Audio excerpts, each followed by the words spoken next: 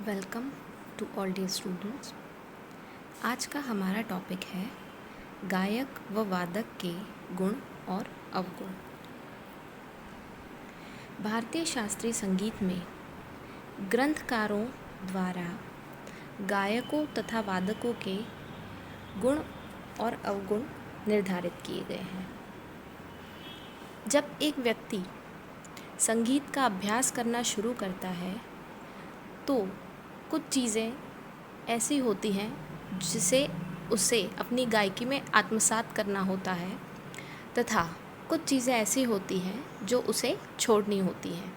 तो जो चीज़ें उसे अपनी गायकी में आत्मसात करनी है वह गुण कहे जाते हैं प्रस्तुतिकरण के, चाहे वो गायक हो या वादक, तथा जो चीज़ें उसे छोड़नी हैं वह अवगुण के रूप में आती हैं। जो गायन तथा वादन में बाधा उत्पन्न करती है वह अवगुण हो कहलाती हैं तथा वह चीज़ें एक गायक तथा वादक को छोड़नी होती हैं ताकि जब प्रस्तुतिकरण गायक तथा वादक अपनी प्रस्तुति दें तब उन्हें किसी भी प्रकार की कठिनाई का सामना ना करना पड़े। तो हमारे ग्रंथकारों द्वारा गायकों तथा वादकों के जो गुण और अवगुण निर्धारित किए गए हैं वो इस प्रकार हैं।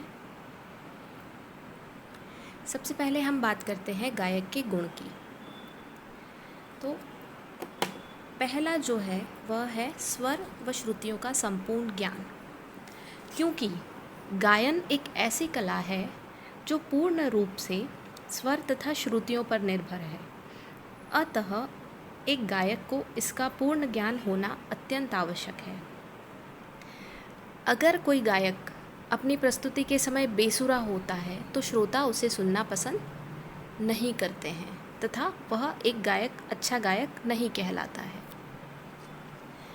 फिर हम आते हैं राग की विस्तृत जानकारी पर। एक गायक को अपने राग की, जो राग वह प्रस्तुत कर रहा है या जिस राग का वह अभ्यास कर रहा है, उसकी संपूर्ण जानकारी होना अत्यंत आवश्यक है।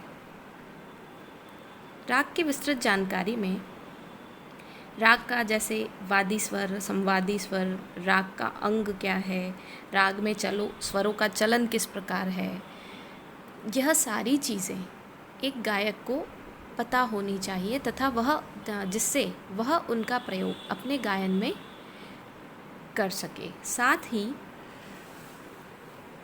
राग में सौंदर्य उत्पन्न करने के लिए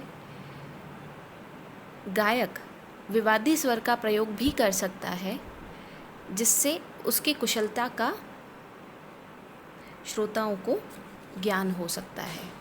अतः राग के जो विस्तृत जानकारी है वह गायक को होना अत्यंत आवश्यक है। अगला है ताल का उत्तम ज्ञान व लय का पूर्ण अभ्यास।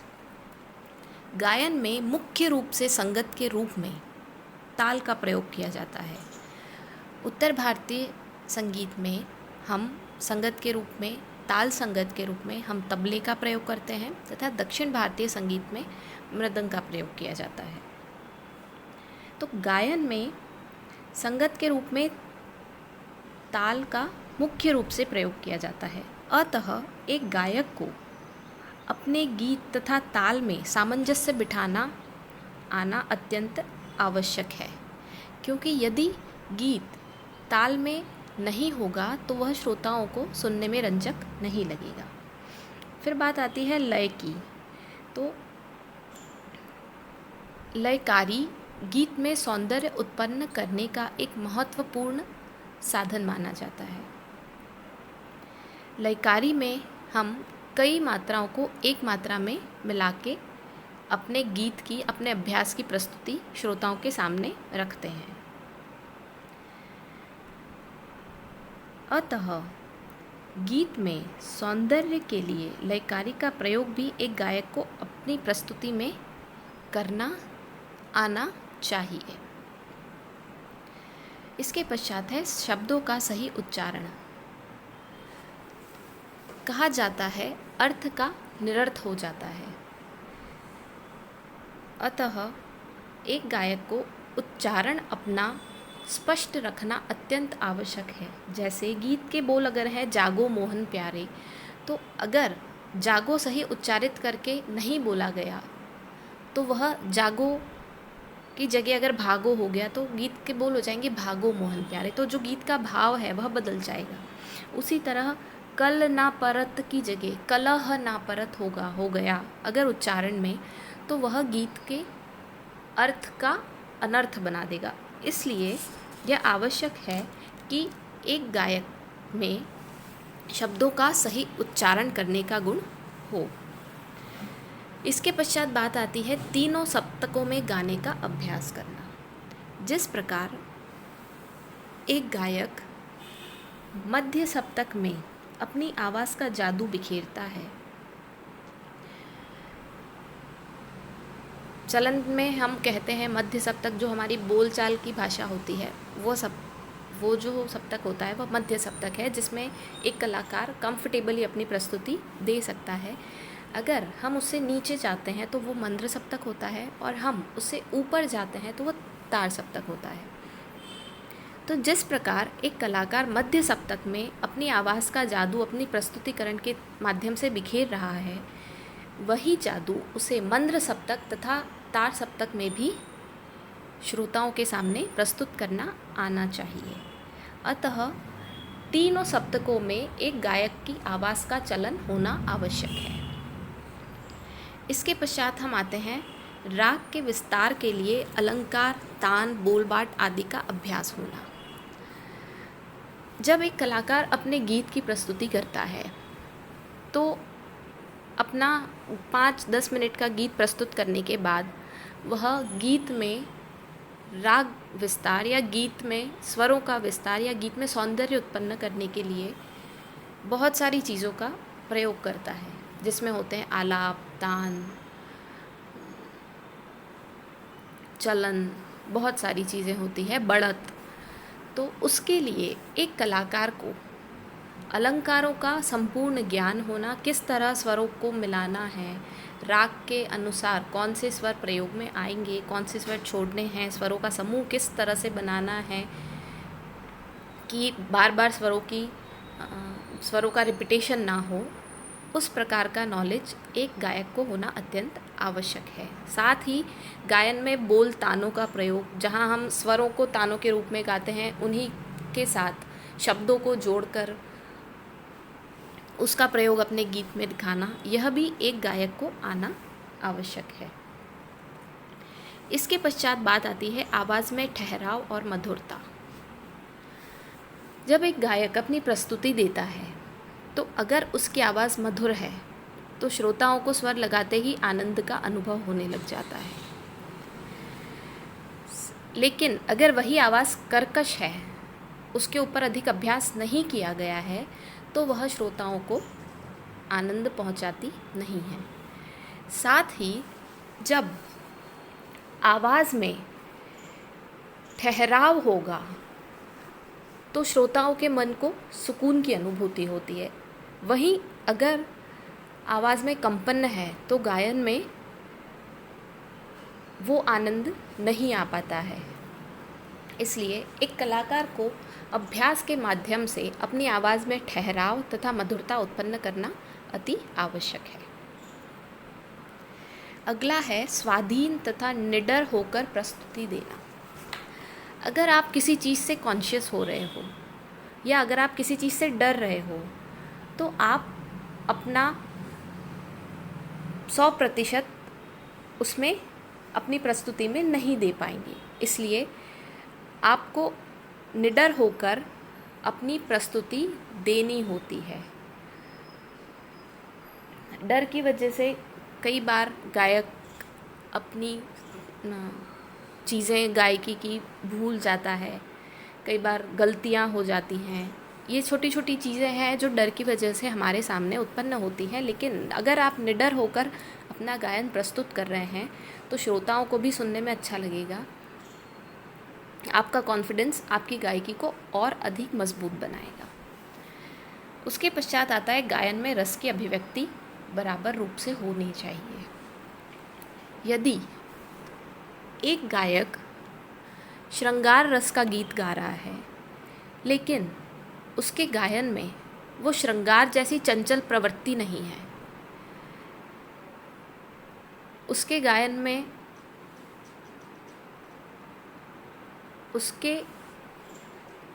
में करुणा है, लेकिन गीत श्रृंगार का चल रहा है। उसके गायन में, उसकी आवाज़ में दया की अभिव्यक्ति है, लेकिन गीत श्रृंगार का चल रहा है, तो श्रोताओं को वह सुनने में रस नहीं आएगा।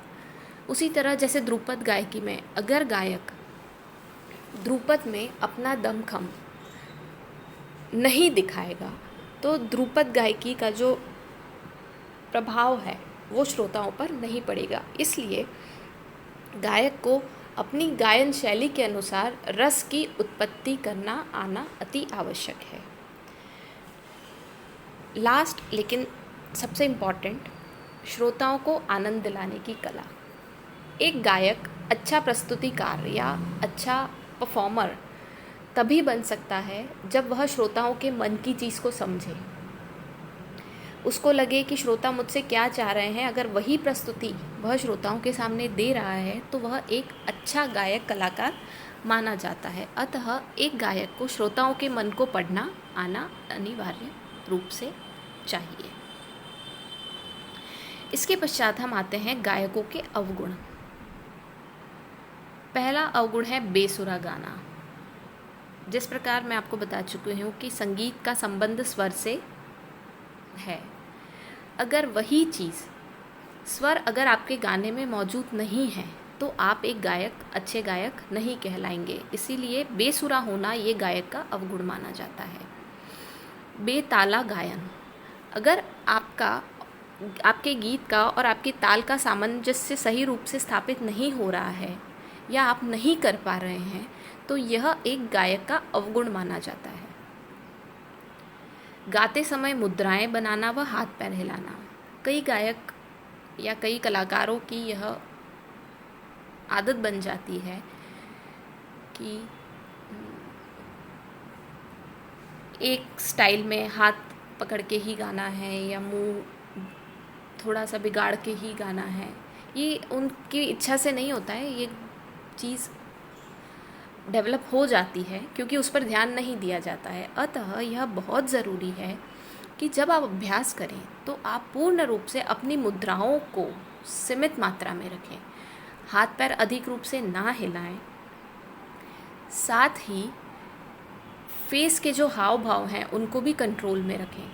अगर यह चीज़ नहीं होती है तो यह एक गायक का बहुत बड़ा अवगुण मानी जाती है, जो श्रोताओं को के आनंद में कमी पैदा करती है। इसके पश्चात हम आते हैं राग की शुद्धता का ध्यान न रखना।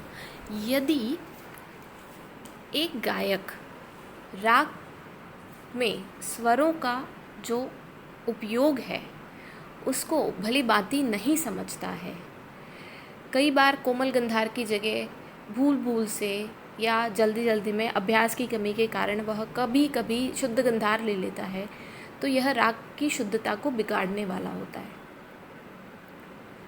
कई बार स्वरों का जो चलन होता है उसमें छेड़छाड़ कर देना राग की शुद्धता को बिगाड़ देता है। अतः राग को शुद्ध रूप से प्रस्तुत करना एक गायक के लिए अति आवश्यक है। शब्दों का सही उच्चारण ना करना, जैसा कि मैं आपको पहले बता चुकी हूँ कि शब्द का सही उच्चारण ना करना अर्थ को निरर्थ बना देता है। अतः यह अवगुण गायक में नहीं होना चाहिए। अगला है गायन में रस का संचार न होना। अगर गीत में रस की अभिव्यक्ति नहीं है तो वो श्रोताओं को आनंद प्रदान नहीं करेगी।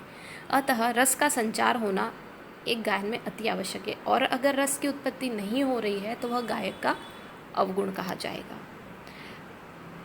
अगला है आत्मविश्वास की कमी। अगर गायक प्रस्तुति के समय अपने आत्मविश्वास को कमज़ोर बना देता है या फिर उसका आत्मविश्वास कमज़ोर होता है तो वह उसकी एक बहुत बड़ी कमी मानी जाती है, जिसकी वजह से उसके गायन में छोटी छोटी गलतियां होने लगती हैं। अंत में आता है आवाज़ में ठहराव तथा मधुरता की कमी। कई बार कलाकार लगन मेहनत से अभ्यास नहीं करता है, जिससे स्वर तो लगता है लेकिन उसके आवाज़ में वह मधुरता, वह ठहराव नहीं आ पाता। और वह मधुरता और वह ठहराव अगर किसी गायक की आवाज़ में नहीं है तो यह एक उसकी बहुत बड़ी कमी मानी जाती है। इसके पश्चात हम आते हैं वादकों के गुण पर। यह थे इससे पहले जो हमने पढ़े, वो एक गायक में जो चीज़ होनी अनिवार्य है या जो चीज़ उसे छोड़नी चाहिए, वो दोनों थी। अब हम आते हैं वादकों पर। तो सबसे पहले एक वादक में अपने वाद्य यंत्र की संपूर्ण जानकारी होना अत्यंत आवश्यक होता है। आप जिस वाद्य यंत्र को बजा रहे हैं, अगर उसकी संपूर्ण जानकारी आपके पास नहीं है तो आप उसके साथ न्याय नहीं कर पाएंगे। आप संगीतकार के रूप में भी एक गायक कलाकार के साथ न्याय नहीं कर पाएंगे। अतः आपको अपने वाद्य यंत्र की संपूर्ण जानकारी होना अत्यंत आवश्यक है। उसके पश्चात है उंगलियों का संचालन। जब चाहे वह तबला हो, चाहे तानपुरा हो, चाहे सितार हो, चाहे वीणा हो, सभी को उंगलियों के माध्यम से बजाया जाता है। अगर आपके उंगलियों का संचालन में वह स्पीड नहीं है, वह गति नहीं है, तो आपके वादन में यह बाधा उत्पन्न कर सकती है। हो सकता है कई बार ताल के साथ आपका हाथ सेट ना हो, आप लयकारी में आपका हाथ फिसल जाए, आपका स्वर छूट जाए। इसलिए उंगलियों के संचालन पर एक वादक को विशेष रूप से ध्यान देना चाहिए। ताल व लय का ज्ञान। जिस तरह गायन के साथ ताल संगत के रूप में मुख्य रूप में प्रयोग में की जाती है, उसी तरह वाद्य यंत्रों के साथ भी ताल की संगत मुख्य रूप से की जाती है। अतः जिस प्रकार एक गायक को ताल तथा लय का ज्ञान होना अनिवार्य है, उसी प्रकार एक वादक को भी, चाहे वह स्वतंत्र रूप से वादन कर रहा हो, चाहे वह संगत के रूप में कर रहा हो, ताल का नॉलेज होना अति आवश्यक है। हाव भाव तथा शारीरिक अवयवों का ज्ञाता।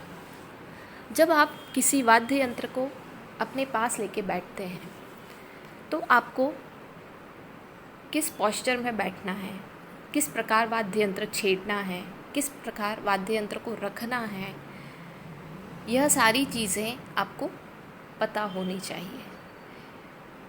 कई बार ऐसा होता है कुछ लोग वाद्य यंत्र प्रॉपर रख के नहीं बजा पाते हैं, जिससे संगत के रूप में भी प्रॉब्लम होती है और गायक कलाकार को भी दिक्कत होती है, ताकि और देखने वालों को भी थोड़ा सा अनकंफर्टेबल सा लगता है। इसलिए हाव भाव और शारीरिक अवयवों का ज्ञान भी एक वादक को होना चाहिए।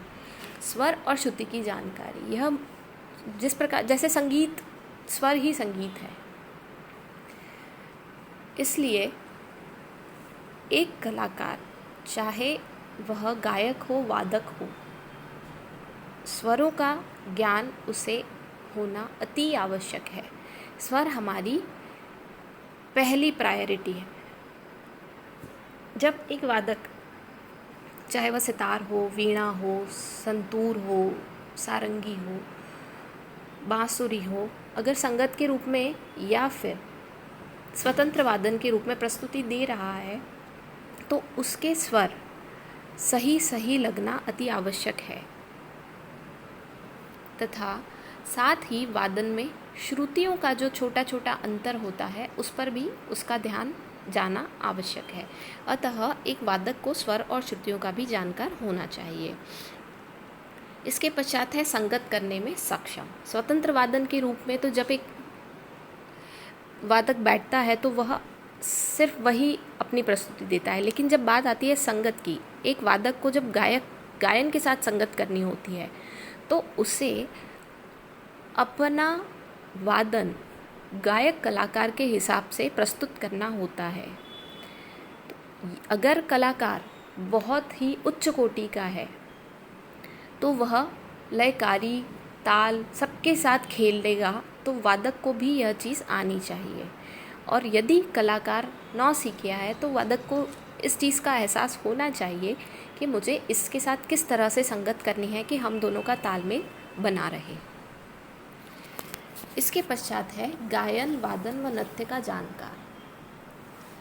एक वादक को, क्योंकि वह संगतकार के रूप में गायक के साथ भी तथा नृत्यकार के साथ भी संगत करता है, अतः उसे दोनों का नॉलेज होना आवश्यक है।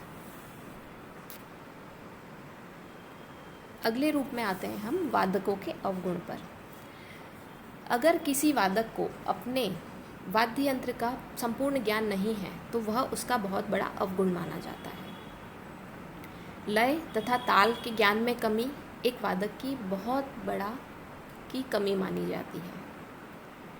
उसी तरह वादक को स्वर और श्रुतियों में पारंगत ना होना, जो उसके वादन में गड़बड़ी पैदा कर सकता है, वह उसका अवगुण माना जाता है। उसके पश्चात उंगलियों के संचालन में अकुशलता, जो उसकी गति को अवरोधित कर सकती है, बहुत बड़ी कमी मानी जाती है। तथा संगीत की तीनों कलाओं का ज्ञान ना होना, एक स्वतंत्र वादक के रूप में तो अपनी प्रस्तुति वह दे सकता है, लेकिन अगर उसे गीत और नृत्य की जानकारी का ज्ञान नहीं है तो वह संगीतकार के रूप में दोनों कलाओं के साथ अपनी प्रस्तुति नहीं दे सकता है। अतः एक वादक का बहुत बड़ा यह भी अवगुण माना जाता है कि वह गायन और नृत्य के साथ संगत करने में सक्षम नहीं है। आज के लिए इतना ही। आप सभी का बहुत बहुत धन्यवाद।